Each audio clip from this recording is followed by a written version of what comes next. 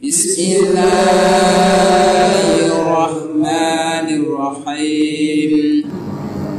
Jadi Mbah Maimun itu senangnya ngomong 4 pilar. Jadi rumah kalau rumah Jawa joglo itu cagaknya berapa? Negara kesatu, negara Republik Indonesia itu juga harus pilarnya 4. Disebut dan Pancasila, Bhinneka Tunggal Ika, NKRI, Undang-Undang 45. Ini jadi 4. Sekarang agama Islam itu pilarnya sudah 4. Jadi Jibril datang itu mestinya bukan 3. Banyak kiai yang pahamnya 3. Tapi agama Islam itu di hadis Jibril itu sebenarnya pilarnya 4. Jadi orang mau tahu agama, kalau nggak tahu 4 pilar ini nggak begitu paham agama. Jadi 1 iman, kepercayaan ini sepele tapi penting. Jadi harus awal Al-Quran alladzina yu'minuna bil ghaib. Jadi akal yang dohir jangan diambil. Jadi maka rukun pertama keimanan. 2, keimanan itu keyakinan. Kadang terbentur dengan akal yang hanya memandang secara dohir saja. Jadi rukun pertama yang paling penting agama Islam keimanan. 2, setelah iman baru syariat, namanya Islam. Ini pilar kedua. Kalau sudah iman hati, ini terus tindakannya apa? Jadi Islam itu maknanya saya harus berbuat apa. Jadi setelah keimanan saya harus melakukan keimanan ini bagaimana, melakukan apa yang saya percaya ini harus bagaimana. Jadi dengan sholat, dengan berdakwah, dengan syariat-syariat, ajaran-ajaran yang dilakukan, hukum-hukum fikih, mulai wudu dan lain-lain, itu namanya Islam. Pilar ketiga ihsan. Ihsan itu penyempurnaan. Jadi iman yang baik disempurnakan. Jadi iman la yu'minu ahadukum hatta akuna ahabba ilaihi min walidihi wa waladihi wan nasi ajma'in. Jadi namanya penyempurnaan. Sholat yang baik, yang khusyuk, kiai yang baik, yang mau menyatukan, jangan memecah belah umat. Namanya kiai ya kiai ulama. Tapi ada ulama yang kumal, ada ulama yang wurathul anbiya, ada hanya ulama yang biasa. Jadi ini rukun 3 yang dipahami banyakan orang. Jadi iman itu iman, Islam, ihsan. Tapi ada pilar 4 yang nggak dibaca oleh banyak orang, yaitu orang tahu sunnah. Jadi pilar 4. Jadi 4 pilar ini Allah bikin seperti itu. Jadi orang tahu Islam ini penting. Ini atau tadi itu apa yang saya baca, saya amalkan, ini yang saya sampaikan. Jadi ini juga terkait dengan Mbah Maimun. Jadi 4 pilar Jadi satu iman termasuk aqaid khamsah. Iman, Islam, ihsan, tapi harus tahu zaman diterapkan bagaimana. Nah, ini ya Allah ya. Jadi substansi atau inti ajaran Rasulullah SAW ini sama, tetapi harus bisa dikembangkan. Jadi saya itu kemarin dari Mekah saya amati ada perubahan apa aja. Ternyata di Mekah itu sekarang gencar-gencarnya apa namanya itu teknologi dilakukan. Jadi mulai kereta tanpa masinis ada ya di sini? Belum ada ya? Belum. Jadi di bandara di Saudi itu sudah ada apa namanya kereta tapi tanpa ada masinis elektronik. Sampai Masjidil Haram bersihkan, saya kemarin melihat tapi belum banyak, itu membersihkan mesin sapunya itu besar, sudah tanpa orang di Masjidil Haram. Lalu contoh mod itu wadahnya seperti apa, itu bukan ditunjukkan dengan mod yang asli, tetapi seperti pakai hologram. Nah, ini namanya teknologi. Jadi rukun keempat, saya ingin cerita. Jadi saya ingin cerita seperti apa yang dilakukan oleh Mbah Maimun, bahwa penting dari Mbah Maimun, pelajaran penting itu bisa mengambil substansi atau inti dari permasalahan lalu diterapkan di tengah-tengah zaman. Ini penting. Jadi Mbah Maimun sering sekali apa namanya itu membuat masjid-masjid. Bikin apa? Masjid-masjid. Bisa ya, kita lihat ya, bisa kita tahu masjid-masjid dibangun, menara-menara. Ini karena apa? Karena memahami sebuah substansi agama Islam yang disebutkan oleh Al-Quran, wa man yu'adzim sya'airallah fa innaha min taqwal. Jadi supaya syiar-syiar Islam supaya disebarkan, ditontonkan di Indonesia. Supaya apa? Seperti dawuh Mbah Maimun, kalau sudah syiar Islam ini kelihatan, maka orang Indonesia kebanyakan sekarang makannya bukan makan telo, tetapi sudah banyak makan nasi.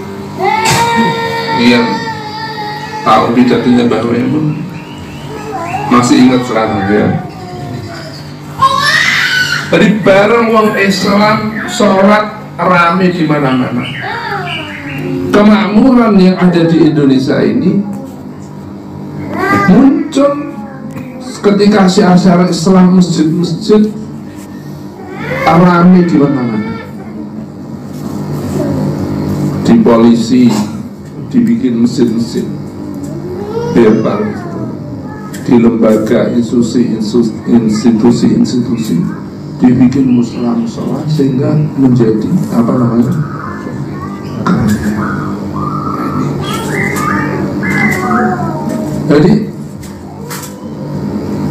jadi apa intisari dari Mbah Maimun? Bagaimana Mbah Maimun itu pintar mengambil substansi atau intisari yang diinginkan oleh agama Islam diterapkan oleh zaman. Oh, syiarnya sekarang adalah menara, maka Mbah Maimun bikin menara.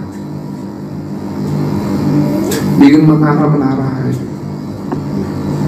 Sekarang syiar Islam supaya rame, nanti yang disebut waman yu'adzim syairallah innahu taqwa. Bagaimana Islam itu ditunjukkan oleh dan diperhatikan oleh agama Islam. Islam menyuruh berjamaah. Karena apa? Supaya masyarakat kelihatan jamaah bareng-bareng sholat di masjid. Syiar Islam. Agama Islam ini yang bisa dipahami bareng. Agama Islam suruh sholat id bareng-bareng supaya kelihatan bahwa Islam itu kelihatan nampak bareng-bareng. Nah, ini berderet-deret sholat akhirnya bisa senang. Ngaji bersama-sama kayak gini. Kalau sendiri mungkin malas, ya. Tapi kalau sudah rame-rame jadi semangat. Ini karena apa? Karena syiar yang diajarkan yang harus dihargai oleh agama Islam. Dan Mbah Maimun pintar mengambil substansi keinginan dari agama Islam dan diterapkan sehingga Mbah Maimun itu membuat drum band. Ya. Jadi sekarang Islam supaya kelihatan di pemerintahan ini zamannya marching band, harus punya marching band. Ya. Jadi tahu zaman. Nah, ini penting saya ucapkan. Saya aturkan, ini penting. Jadi supaya tahu pemikirannya, salah satu dari mas saya sarang yaitu si Mbah Maimun Zubair. Jadi tahu itu di bawah. Mbah Maimun bikin menara. Lalu supaya kelihatan agama Islam, supaya simbol-simbol Islam itu supaya kelihatan.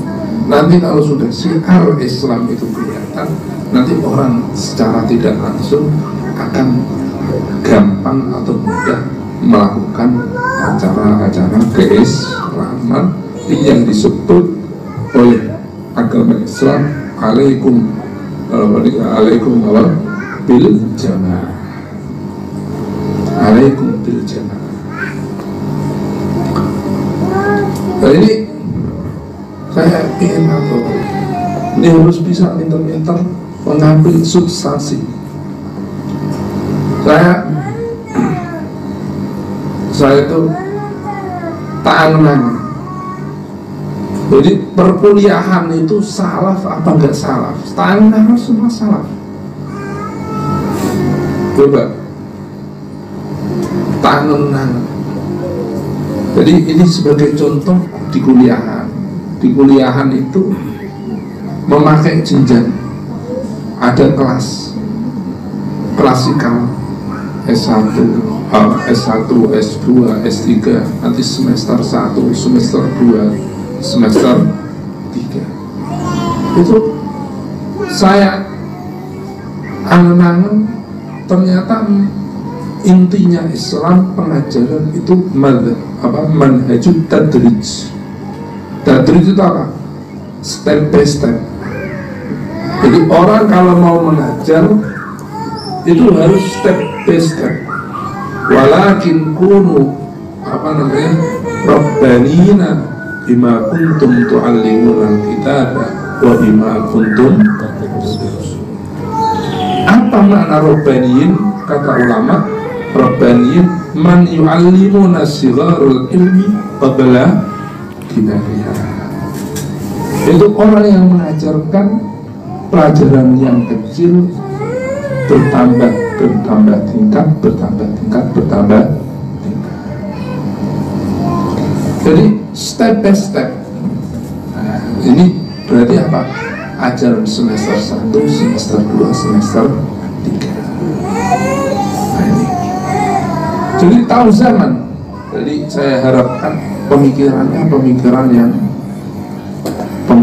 Mbah Maimun, kalau bahasa sekarangnya out of the box. Oh iya.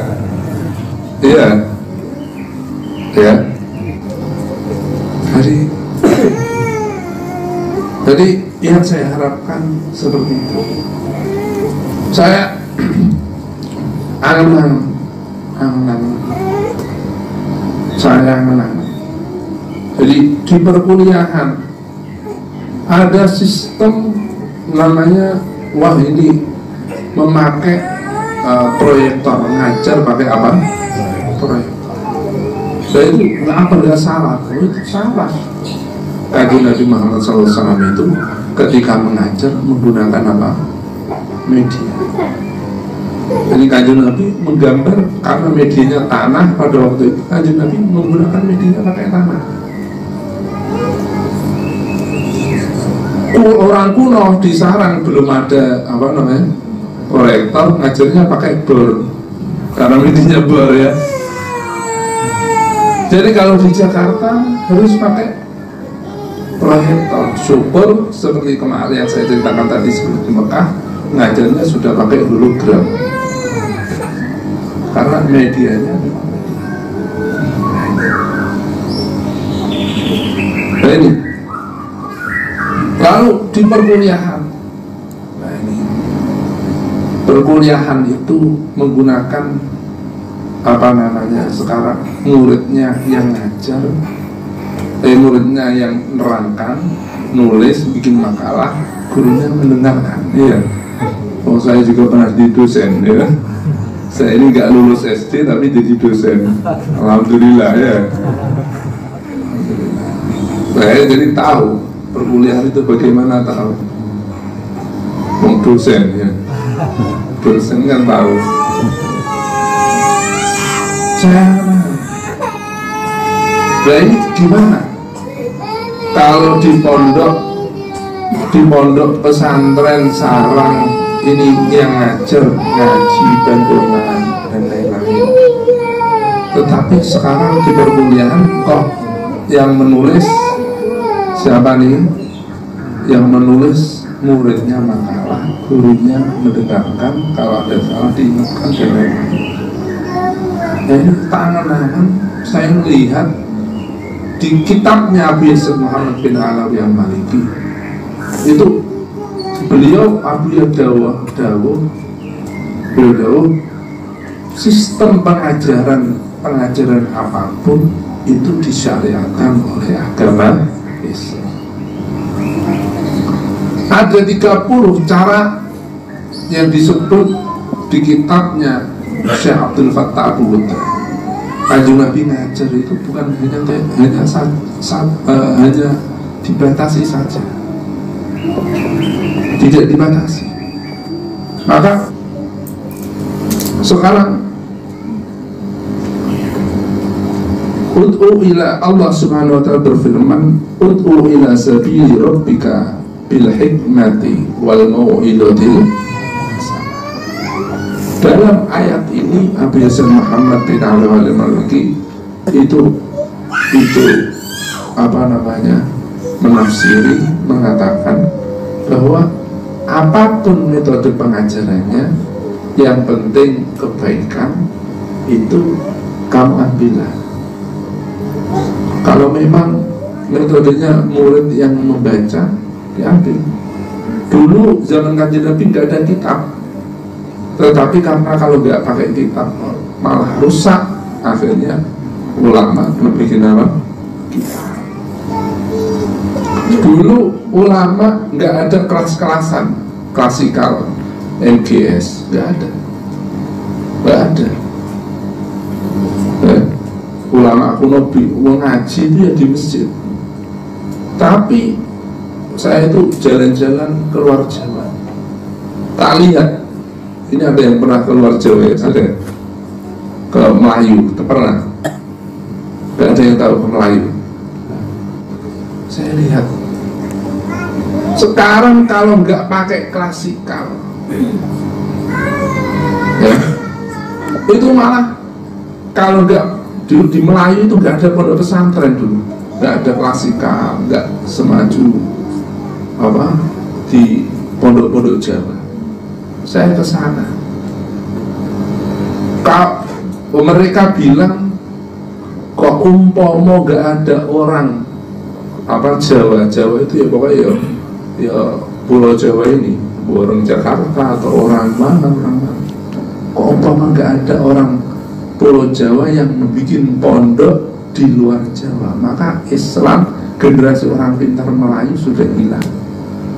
Nah ini, walaupun dulu nggak ada pondok zaman Kanjeng Nabi, Sayyidina Umar nggak pondok, nggak ada pondok, sistem pondok bagaimana nggak ada. Sementing ngaji ngoro Kanjeng Nabi, bikin rumah sendiri di Medina. Tapi zaman berubah, sampai di Mekah ini sekarang ini aneh. Saya itu kesana itu aneh di Mekah. Jadi yang ngaji itu hampir habis. Orang mau nggak mau harus perguruan tinggi. Uang setahun per anak harus siap 60 juta. Itu baru ikomahnya saja, surat itu belum makan dan lain-lain. Ada yang kuat 60 juta per tahun? Nggak ada yang kuat. Berangkatnya 100, per tahun 60 juta. Waktu saya per tahun itu 1 juta.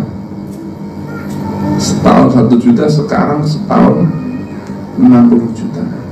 15.000 real untuk ikomah, untuk ikomah. Mau nggak mau Allah sudah, ini perubahan zaman akan berubah. Perguruan tinggi.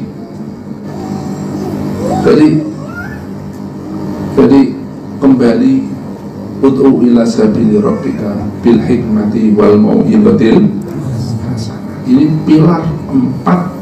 Jadi orang itu tahu substansinya Islam, apa yang dimaukan oleh Kanjeng Nabi, apa yang dimaukan oleh Allah, apa yang dimaukan Islam. Ini sekarang terapkan dengan berbagai daerah yang berbeda dan zaman yang masing-masing.